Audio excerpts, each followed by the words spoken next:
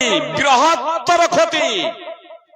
সেই ক্ষতি থেকে যদি বাঁচতে চান তাহলে এবার আপনাদেরকে বলবো যে আপনারা এবারকার কাগজ ঠিক করেন, মানে নিজের আকীদা এবং আমল ঠিক করেন। জি, এর জন্য চারটা বিষয় দরকার, এর জন্য চারটা জিনিস দরকার। দুটো নিজের জীবনের সাথে সম্পৃক্ত, নিজের আত্মসংশোধনের জন্য দুটো জিনিস।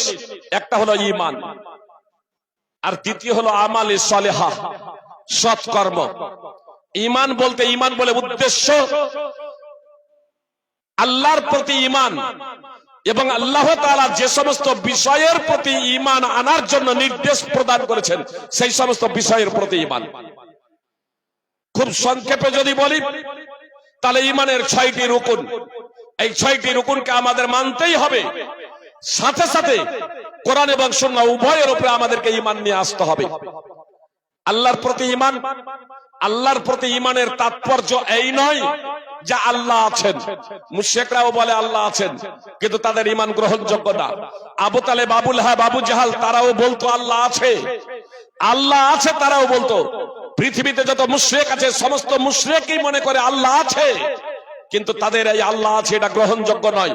সুপ্রিয় ভাই এবং বোন, পৃথিবীর সিংহভাগ মানুষই মনে করে আল্লাহ আছেন, কিন্তু এই আল্লাহ আছেন এতটুকু যথেষ্ট নয় আল্লাহর প্রতি ঈমান আনার। আল্লাহ তাআলা আছেন এই স্বীকৃতি প্রদান আপনাকে করতে হবে অন্তরের দ্বারা সত্যায়ন, যে এক অদ্বিতীয় আল্লাহ তাআলা, তিনি জাতক নন, তিনি জনক নন, তিনি কারো পিতা নন, তিনি কারো সন্তান নন, তার সমকক্ষ কেউ নেই, তিনি সৃষ্ট নন, তিনি হলেন যাবতীয় সৃষ্টির একমাত্র স্রষ্টা, তিনি সকল কিছুরই ঊর্ধ্বে এবং সার্বভৌম ক্ষমতার অধিকারী, তিনি একমাত্র পালনীয় সত্য উপাস্য, তিনি ছাড়া যা কিছু আছে সব কিছুই সৃষ্টি, একমাত্র স্রষ্টা ও অনাদি এবং অনন্ত।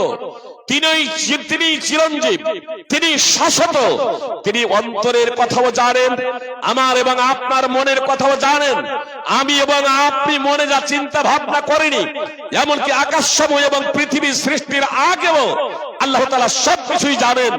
আজকে এখানে আমি আপনাদের সামনে বক্তব্য রাখবো আর আপনারা শুনবেন, এ কথাও আল্লাহ তাআলা জানেন।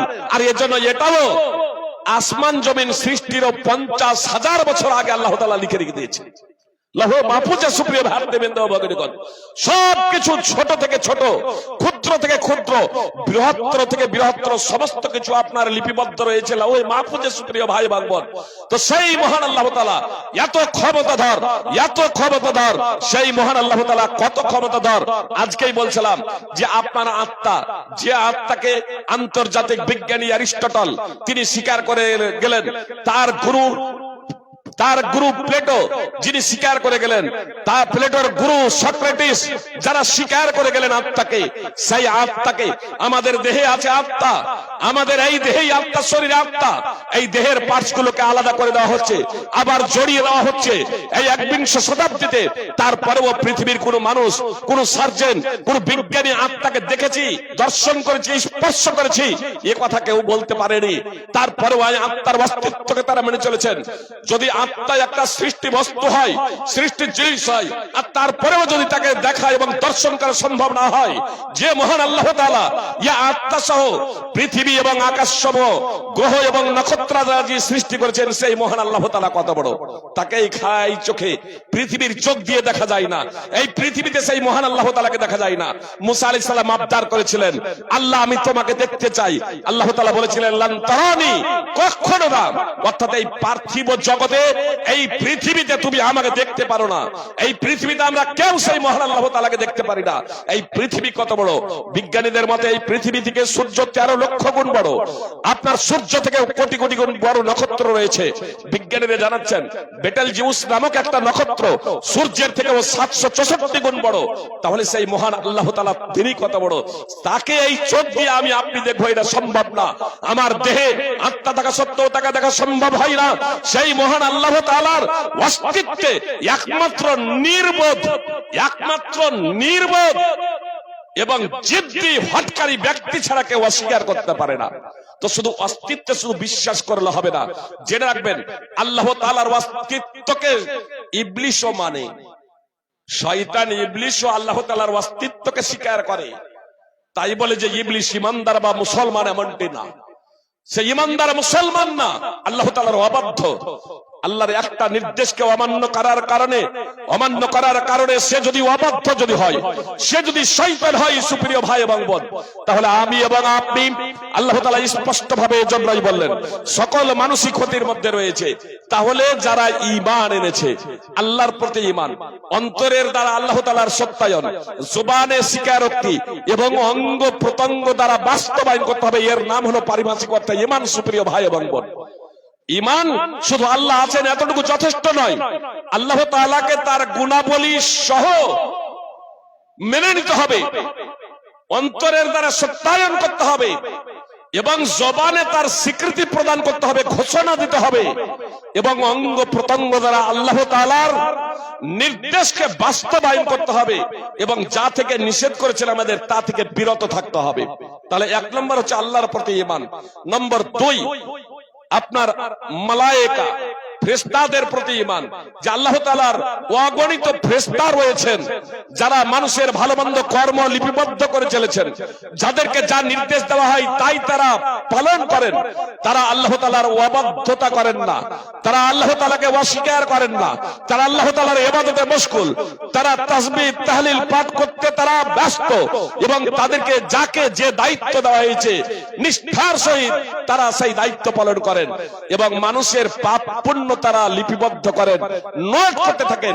আমি এবং আপনি প্রকাশ্যভাবে, প্রকাশ্য দিবালোকে অথবা অমাবস্যার গভীর অন্ধকারে যে যাই করি না কেন, সবকিছু আপনার নোট করছেন আপনার 2 জন ফেরেশতা। একজন ভালো কাজ কথা নোট করছেন আর একজন মন্দ কথা এবং কাজ নোট করছেন। এখানে শুধু একটা কথা বলে দিই, কিছু কিছু জেনারেল শিক্ষিত মানুষ একটু শুধু শব্দের ডিকশনারি পড়ে বলে থাকেন, বলছে ইন্না আলাইকুম লাহাফিজিনা কিরামান কাতিবিন।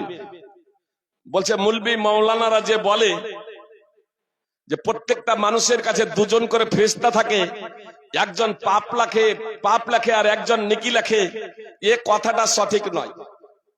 কেন? বলছে আল্লাহ কোরআনে বলছেন ইন্না আলাইকুম লাহাফিজিনা কিরামান কাতিবিন, নিশ্চয়ই তোমাদের কাছে অনেক সম্মানিত লেখক বৃন্দ রয়েছেন। তা আল্লাহ বলছেন অনেক। আর আরবিতে বহুবচন, বাংলায় বহুবচন আপনার 2 হয়ে যায়, একবচন বহুবচন, কিন্তু আরবিতে সাধারণত বহুবচন আপনার 3, ন্যূনতম 3, সাধারণত বহুবচন ন্যূনতম 3। তো এখানে বললেন হাফিজিনা কিরামান, হাফিজিন হাফিজের বহুবচন, কিরামান কারিমের বহুবচন, কাতিবিন কাতিবের বহুবচন। তো কমপক্ষে 3টা করে ফেরেশতা আছে। এই জায়গাতেই আমরা বলি যে গুরুর প্রয়োজন। গুরু ছাড়া, শিক্ষক ছাড়া কেউ যদি ওই ডিকশনারি দেখে আর বাংলা অনুবাদ দেখে আর বাংলা গ্রামার পড়ে কোরআন এবং হাদিসকে বুঝবো মনে করে, তাহলে বিভ্রান্ত হবে, এটা স্বাভাবিক। সুপ্রিয় ভাই এবং বোন, আপনাদের এক্ষুনি বুঝাই যে এটা কিভাবে ভুল। আমার কাছে মনে করুন 10টা মতিচুরের লাড়ু আছে, 10টা মতিচুরের লাড়ু। আমি একজনকে বললাম যে বাবু এই মতিচুরের লাড়ু শ্রোতার যারা বসে আছে তাদেরকে দিয়ে দাও। কয়টা করে পাবেন? আপনারা কয়টা করে পাবেন? একটা করেও পাবেন না, 10টা। তো তাহলে 10টায় একবচন না বহুবচন? বহুবচন। তারপরে ওই একটা করেও পাবেন না কেন? তো এ মূর্খ যে গুরু ছাড়া কোরআন বুঝতে গিয়েছে, গুরু ছাড়া কোরআন বুঝতে গিয়েছে যে বহুবচন শব্দ আর ডিকশনারি দেখে আর গ্রামারের বই দেখে, তো ও মূর্খ ভুলে গিয়েছে যে কুম আলাইকুম তোমাদের কাছে, তো কুমটাও যে বহুবচন। এইখানে যেমন মিষ্টিগুলো 10টা বহু বচন, তো আপনারা ও যে বহু বচন অনেকগুলো, তো এর দ্বারা 3টা আছে কি করে বোঝা যাবে? এর দ্বারা তো একটা করেই ভাগ্যে জুটে না। দেখতে পেলেন না? তাহলে কয়টা আছে কি করে বুঝবেন? আল্লাহ বলছেন কোরআনে, ইয ইয়াতালাক্কাল মুতালাক্কিয়ানি আনিল ইয়ামিনি ওয়া আনিশ শিমালি কাঈদ মা ইয়ালফিযু মিন কাওলিন ইল্লা লাদাইহি রাকীবুন আতীদ। ডানে এবং বামে দুজন ফেরেশতা সদা সর্বদা প্রস্তুত, মানুষের মুখ থেকে যা কিছু বের হয় তৎক্ষণাৎ তারা লিপিবদ্ধ করে। কয়টা হলো? 2টো। কিন্তু অর্থবিদ্যার দৌড় হয়ে অবধি। জি, এজন্য গুরুর প্রয়োজন। এই যে ধারাবাহিক ভাবে মাদ্রাসায় আমরা দেখলাম 6টা মেয়ে আজকে মাহমুদায়ে মাদ্রাসা মেয়েদের আপনাদের দান এবং আপনাদের সাহায্য সহযোগিতায় 6টি মেয়ে যে আজ আলেমা হলো, ফারেগা হলো, ইনশাআল্লাহ আপনাদের সামনে তাদেরকে তাদের পোশাক প্রদান করা হবে একটু পরেই। যাদের মেয়ে এই গ্রামের 4টা, আলহামদুলিল্লাহ। আমি বহুদিন আগে বলেছিলাম আর আবারও বলছি, সুপ্রিয় ভাতৃবৃন্দ, ভগিনীগণ, আজকে মুসলমানদের পতনের অন্যতম কারণ হলো আমাদের মেয়েদেরকে ইসলাম থেকে বঞ্চিত রাখা, আমাদের মেয়েদেরকে ইসলামী শিক্ষায় শিক্ষিত না করা। আল্লাহ তাআলা যে বললেন যে ঈমান ক্ষতিগ্রস্ত সমস্ত মানুষ, তাহলে যারা ঈমান নিয়ে এসেছে এবং সৎ কর্ম করেছে। প্রথমে 2টো বলি, এই 2টো যেহেতু আত্মসংশোধনের জন্য, প্রত্যেকের আত্মসংশোধনের জন্য ঈমান এবং সৎ কর্ম। আর ঈমানের 6টি রুকন, আল্লাহর প্রতি ঈমান, মালায়েকা ফেরেশতাদের প্রতি ঈমান, ব্যাখ্যা বিশ্লেষণে যাওয়ার সময় নেই আজকে। আল্লাহ তাআলার কিতাবের প্রতি ঈমান, নবী রাসূলদের প্রতি ঈমান, আখিরাতের প্রতি ঈমান এবং ভাগ্যের ভালো বান্দাদের প্রতি ঈমান। এই 6টি বিষয়ের প্রতি ঈমান আনয়ন করতেই হবে। কেউ যদি একটি বিষয়ের প্রতি ঈমান আনয়ন না করে, তাহলে সে ঈমানদার থাকতে পারে না, তাহলে সে মুসলমান হতে পারে না, তাহলে সে মুসলমান হতে পারে না, তাহলে সে ঈমানদার হতে পারে না। সুপ্রিয় ভাই এবং বোন, এবং আমালে সালেহা, এটাও নিজের জন্য। আমালে সালেহা, সৎ কর্ম, কোরআন এবং সুন্নাহ দ্বারা শুধু সাব্যস্ত হলেই হবে না, বরং সেই বিষয়টা কোরআন এবং সুন্নাহ দ্বারা সাব্যস্ত হতে হবে। সাথে সাথে মুহাম্মদ সাল্লাল্লাহু আলাইহি সাল্লামের পদ্ধতিতে আদায় করতে হবে এবং একমাত্র আল্লাহ তাআলার সন্তুষ্টির জন্য করতে হবে। এই 2টো শর্ত। প্রথম শর্ত হচ্ছে আপনার সৎকর্ম সেটাই যেটা কোরআন এবং সুন্নাহ দ্বারা সাব্যস্ত। 1, 2, সেটা আল্লাহর সন্তুষ্টির জন্য হতে হবে এবং মুহাম্মদ সাল্লাল্লাহু আলাইহি সাল্লামের পদ্ধতিতে হতে হবে। এখানে যদি একটু ত্রুটি বিচ্যুতি হয়ে যায়, তাহলে আপনার আমল আল্লাহ তাআলার দরবারে গৃহীত হবে না। একটা উদাহরণ দিয়ে বুঝতে সুবিধা হবে। কুরবানি কোরআন এবং সুন্নাহ দ্বারা সাব্যস্ত, কুরবানি কোরআন এবং সুন্নাহ দ্বারা সাব্যস্ত। আবু বুরদা বিন নিয়ার কুরবানির দিনে, ঈদের দিনে তার কুরবানির পশুটা জবাই করেছিলেন একমাত্র আল্লাহর সন্তুষ্টির জন্য, কিন্তু পূর্ণ ইত্তেবা মুহাম্মদ সাল্লাল্লাহু আলাইহি সাল্লামের হয় নাই। মুহাম্মদ সাল্লাল্লাহু আলাইহি সাল্লাম কুরবানি করেছেন নামাজের পরে, আর আবু বুরদা তিনি কুরবানি করেছেন নামাজের আগে। মুহাম্মদ সাল্লাল্লাহু আলাইহি সাল্লাম ঈদের দিনে ঈদের নামাজ পড়ে খুতবা দিতে শুরু করলেন যে আমাদের নেই নামাজ পড়েছে, তাদের নামাজ হয়েছে, যারা আমাদের নেই কুরবানি করবে তাদের কুরবানি হবে, আর যে কেউ নামাজের আগে কুরবানি করেছে তার কুরবানি হয়নি, ওয়ালা নুসুক আলা, তার কুরবানি হয়নি। আবু বুরদা দাঁড়িয়ে গেলেন, আল্লাহ রাসূল সাল্লাল্লাহু আলাইহি সাল্লাম, আমি মনে করেছি আজকে পানাহারের দিন, আর পানাহারের দিন মনে করে আমার পশুর কুরবানিটা আমি জবাই করেছি। লক্ষ্য এবং উদ্দেশ্য কত ভালো দেখুন।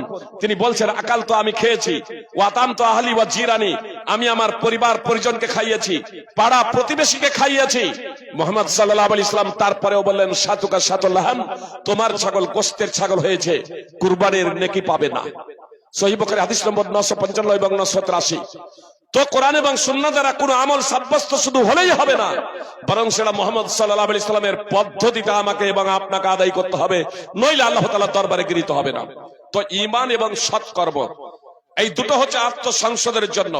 একজন ব্যক্তি, পুরুষ এবং মহিলা, যুবক এবং যুবতী, ছেলে এবং মেয়ে, বৃদ্ধ এবং বৃদ্ধা, বুড়ো বুড়ি, এদের পরিত্রাণ এবং মুক্তির জন্য সৎ কর্ম এবং ঈমান, আর জেনে রাখবেন এই ঈমান এবং সৎ কর্মেরও আগে আপনাকে জ্ঞান অর্জন করতে হবে।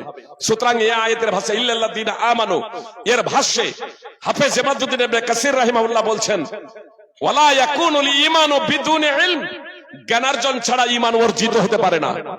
আপনি গুরুর দ্বারা শিক্ষা অর্জন করলেন না, শিক্ষকের কাছে আপনি পড়লেন না, আল্লাহকে, তার পরিচয় কি, নবী সাল্লাল্লাহু আলাইহি সাল্লাম কে, পবিত্র কোরআন কি, এ সম্পর্কে আপনি জানলেন না সুপ্রিয় ভাই এবং বোন, ঈমানের রুকনগুলো প্রসঙ্গে আপনি অবগত হলেন না, তো আল্লাহকে আপনার উপরে ওহী অবতীর্ণ করেছেন যে আপনি ঈমান জেনে গিয়েছেন, এটা অসম্ভব। আমি এবং আপনি যদি মুসলমান পরিবারে জন্মগ্রহণ করি, তো মুহাম্মদ সাল্লাল্লাহু আলাইহি সাল্লাম বিখ্যাত নবী রাসূলের বংশে জন্মগ্রহণ করেছিলেন। ইসমাঈল আলাইহিস সালামের বংশ হচ্ছে কুরাইশ বংশ, এই কুরাইশ বংশে জন্মগ্রহণ করেছিলেন মুহাম্মদ সাল্লাল্লাহু আলাইহি সাল্লাম। 40 বছর বয়স হয়ে গিয়েছিল, তারপরেও মুহাম্মদ সাল্লাল্লাহু আলাইহি সাল্লাম ঈমান কি জানতেন না? এটা আমি বলছি এমনটি না, স্বয়ং আল্লাহ তাআলা 40 বছর বয়সে ওহী অবতীর্ণ করে আল্লাহ তাআলা মুহাম্মদ সাল্লাল্লাহু আলাইহি সাল্লামকে বললেন মা কুনতা তাদরি মাল কিতাব ওয়াল ঈমান, মুহাম্মদ সাল্লাল্লাহু আলাইহি সাল্লাম তুমি ঈমান কি এবং কিতাব কি জানতে না? তো মুহাম্মদ সাল্লাল্লাহু আলাইহি সাল্লাম যদি ঈমান এবং কিতাব সম্পর্কে অবগত না হন, সুপ্রিয় ভাই এবং বোন, আমি এবং আপনি কি মায়ের পেট থেকে জন্মগ্রহণ করে করে ঈমান কি জেনে গিয়েছি? গ্রন্থ কোরআন কি আমরা জেনে গিয়েছি?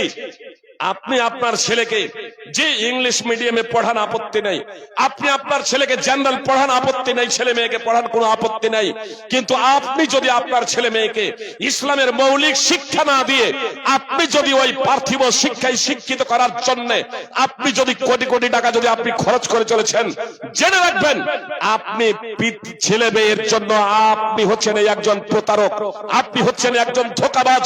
আপনি যতই নামাজের রোজা করুন না কেন, আপনাকে জাহান্নামে যেতে হতে পারে। নবী সাল্লাল্লাহু আলাইহি সাল্লাম বলেছেন মা মিন আবদিন ইস্তারআহু আল্লাহু রাইয়াতান ফালাম ইয়াহুতা বিনাসিহা ইল্লা লাম ইয়াজিদ রাইহাতাল জান্নাহ। সহিহ বুখারী হাদিস নম্বর 7150, সহিহ মুসলিমে এই হাদিস রয়েছে। সুপ্রিয় ভক্তবৃন্দ ভগ্নীগণ, আল্লাহর নবী সাল্লাল্লাহু আলাইহি সাল্লাম বললেন আল্লাহ যখন কোন বান্দাকে কারো নেতৃত্ব প্রদান করেন আর সে তাদের কল্যাণের সহিত তত্ত্বাবধান করে না, তাহলে সে জান্নাতের সুগন্ধিও পাবে না। কোন বর্ণনা আছে তার জন্য জান্নাত হারাম, কোন বর্ণনা আছে সে জান্নাতে প্রবেশ করবে না। শুধু জান্নাত হারামই শুধু নয়, জান্নাত প্রবেশ করবে না শুধু তাই নয়, বরং দূর থেকে যে অনেক দূর থেকে জান্নাতের সুগন্ধি পাওয়া যাবে, এই ব্যক্তি তার জান্নাতের সুগন্ধিও পাবে না।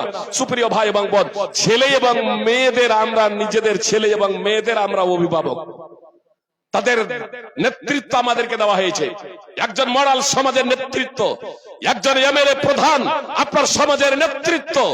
জেনে রাখবেন যে যত বড় নেতৃত্ব আছেন, যাকে যত বড় পদ যিনি পেয়েছেন, তার জনগণের জন্য যদি কল্যাণের সহিত তাদের দেখাশোনা না করেন, তত্ত্বাবধান না করেন, তাহলে আপনি হচ্ছেন একজন ধোঁকাবাজ, আপনি হচ্ছেন একজন প্রতারক, আপনি আপনার অধীনস্থদের আপনি কল্যাণকামী নয়, হিতাকাঙ্ক্ষী নয়। আপনি বলছেন যে ফৈজি সাহেব কি বলছেন, ইংলিশ পড়াচ্ছি, উচ্চ থেকে উচ্চতর ডিগ্রি আমি দিচ্ছি। সুপ্রিয় ভাই এবং বোন, কথা খুব মনোযোগ দিয়ে শুনবেন। কয়েকদিন আগে এক বক্তা আমাকে বলছিলেন, বেশ কিছু ব্যক্তির নাম নিলেন, জেনারেল শিক্ষিত ব্যক্তিদের, যে এদের তাহলে কি বলবেন যারা ওহী, কোরআন এবং সুন্নাহ। আমি বললাম যে ওহী মানে কোরআন এবং সুন্নাহর আগে তাওরাত ছিল, ইনজিল ছিল, জি, তার আগে অন্যান্য আসমানি গ্রন্থ ছিল।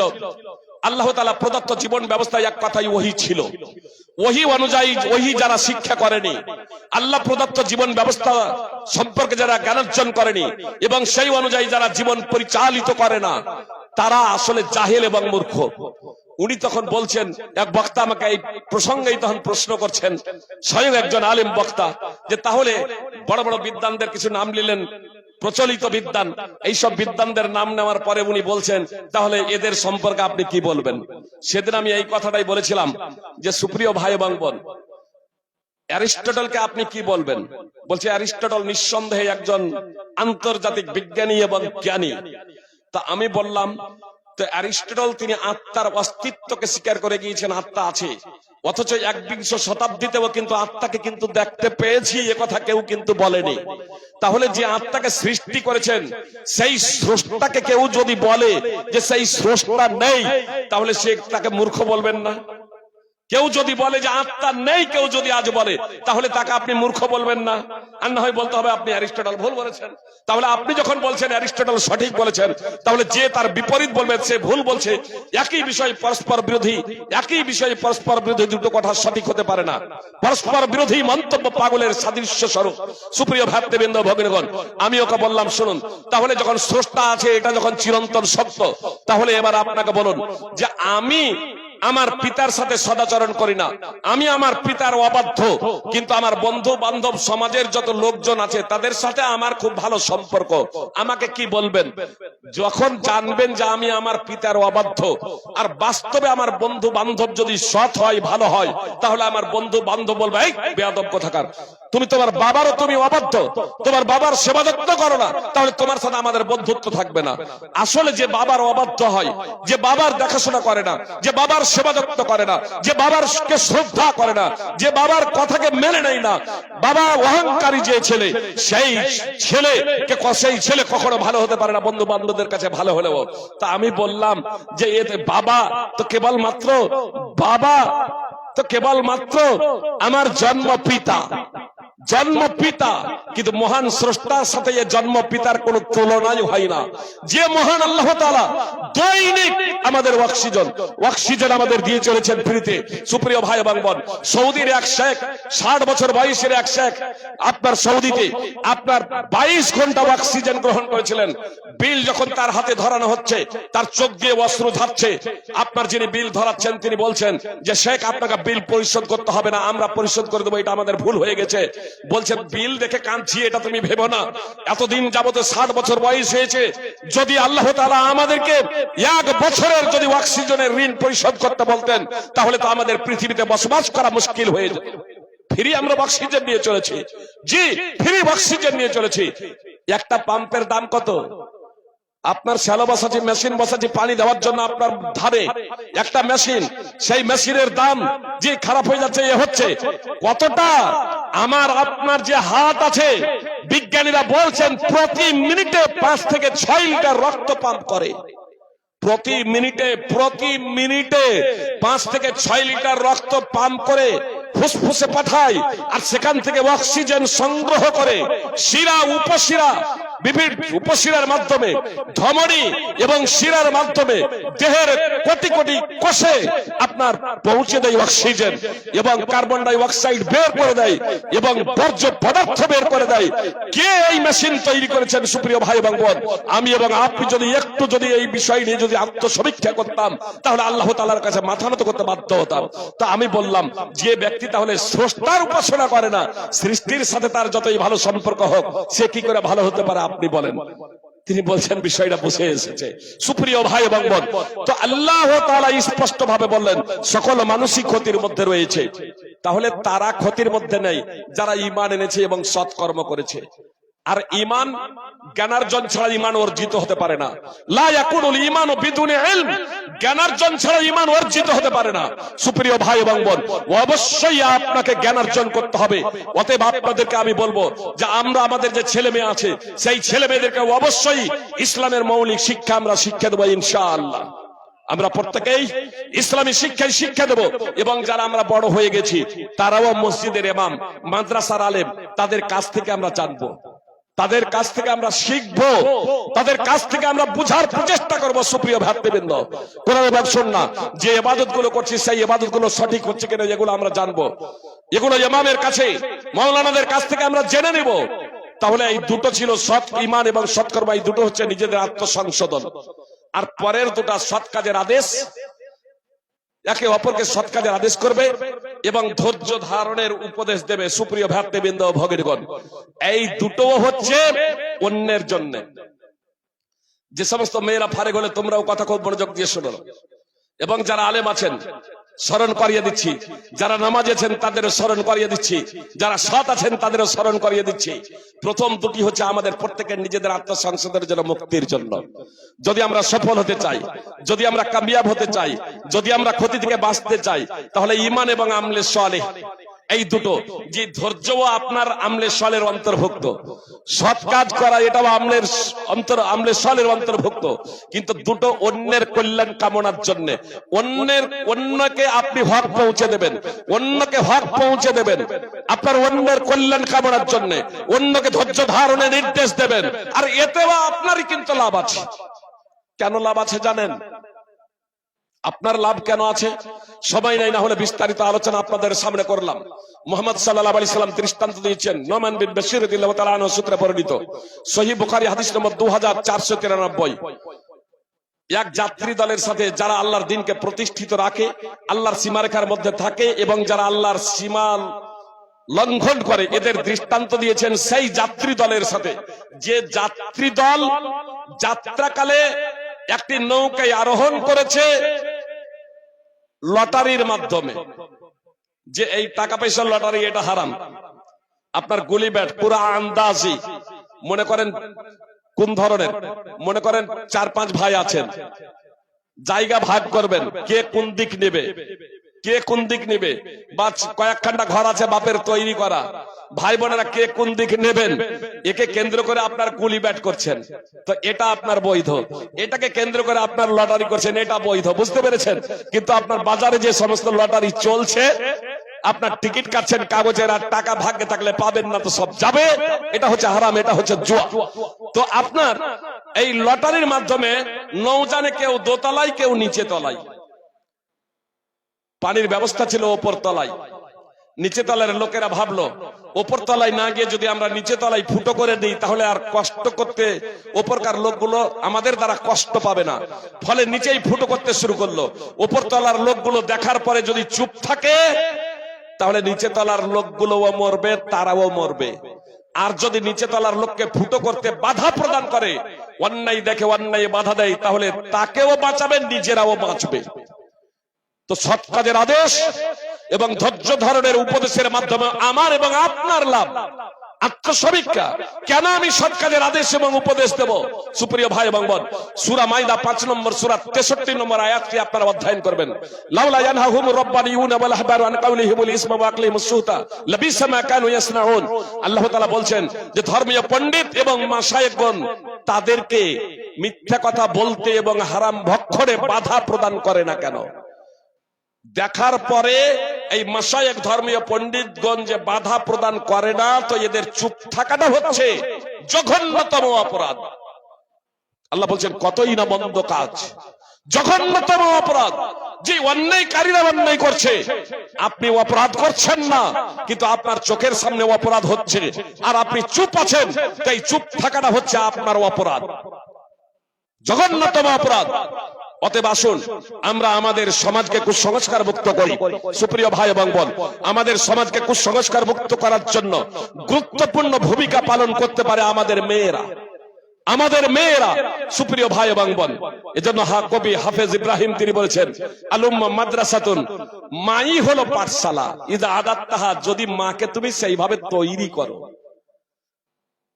আদাত্তা শাবান তাইয়্যিবাল আরাকে, তাহলে তুমি একটা উত্তম জাতি তৈরি করবে, একটা উত্তম জাতি তুমি প্রস্তুত করবে। আলহামদুলিল্লাহ, এই অজ গ্রামে হাফেজ আইনুল বারী রাহিমাহুল্লাহর ভাষায় অজ গ্রাম মানে পাড়া গ্রামে, আলহামদুলিল্লাহ আব্দুর রশিদ আল মাজারি হাফিজাহুল্লাহ অক্লান্ত প্রচেষ্টার মাধ্যমে যে প্রতিষ্ঠান গড়ে উঠেছে। গত বছরে 4 জন ফারেগা হয়েছিলেন আমার মেয়েরা, এবারও 6 জন ফারেগা হলেন। এই গ্রামের এই 4 জন আলহামদুলিল্লাহ, আপনারা আপনাদের মেয়ে এবং সার্বিক সহযোগিতা অর্থদানের মাধ্যম দিয়েও এই প্রতিষ্ঠানকে শক্তিশালী করার প্রচেষ্টা করবেন। আমি আপনাদের ছেলেদের প্রতিষ্ঠানে এসেছিলাম, জি সেদিন হাজার হাজার আপনার পুরুষ ছিলেন, হাজার হাজার পুরুষ ছিলেন। শুধু ছেলেদেরই প্রতিষ্ঠানের প্রয়োজন আছে এমনটি না, আমরা দেখেছি 95% আজ মুসলমান, নামধারী মুসলমান, এরা বেনামাজি।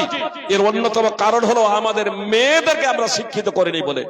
আমাদের মেয়েদেরকে আমরা, আমাদের মায়েদেরকে আমরা যদি প্রস্তুত যদি করতাম, শিক্ষিত যদি করতাম, ছেলেদের যতগুলো প্রতিষ্ঠান আছে, মেয়েদের যদি ততগুলো প্রতিষ্ঠান থাকতো, তাহলে আজকে 95% মুসলমান বেনামাজি হতো না।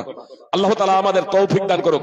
এর অর্থ আমি এই কথা বলছি না যে পুরুষদের শিক্ষা প্রতিষ্ঠানের প্রয়োজন নাই, বরং ছেলেদেরও শিক্ষা প্রতিষ্ঠানের আরো প্রয়োজন আছে, আর মেয়েদেরও শিক্ষা প্রতিষ্ঠানের প্রয়োজন আছে। ফল কথা, আমাদেরকে যদি মুসলিম যদি হতে হয়, আর মাথা উঁচু করে দাঁড়াতে হয়, পরিত্রাণ পেতে হয়, সফল হতে হয়, কামিয়াব হতে হয়, তাহলে আমাদের প্রত্যেক ছেলে এবং মেয়েকে ইসলামের যে মৌলিক বিষয়গুলো আছে, দৈনন্দিন জীবনে যা বাস্তবায়ন করা প্রত্যেকটা পুরুষ এবং মহিলার জন্য অপরিহার্য কর্তব্য, তা শিখতেই হবে, তা শিখতেই হবে। আর তার অন্যতম মাধ্যম আজকে হলো আমাদের মাদ্রাসা, সেটা মেয়েদের মাদ্রাসা হোক অথবা ছেলেদের মাদ্রাসা হোক। অতএব আসুন আমরা সার্বিক সাহায্য সহযোগিতার হাত আমরা বাড়িয়ে দেব। এই প্রতিষ্ঠানকে আল্লাহ তাআলা দীর্ঘায়িত করুন, এবং এই প্রতিষ্ঠানের সাথে যারা জড়িত তাদেরকে আল্লাহ তাআলা নিবেদিত প্রাণ বানিয়ে দিন এই প্রতিষ্ঠানের জন্য। হে আল্লাহ, তুমি নিজ রহমতে আমাদের সকলের প্রচেষ্টাকে তুমি কবুল করে নাও, আমিন। আকুলু কাওলি হাযা আস্তাগফিরুল্লাহ লি ওয়া লাকুম ওয়া লিসাইরিল মুসলিমিন। আসসালামু আলাইকুম ওয়া রাহমাতুল্লাহি ওয়া বারাকাতুহু।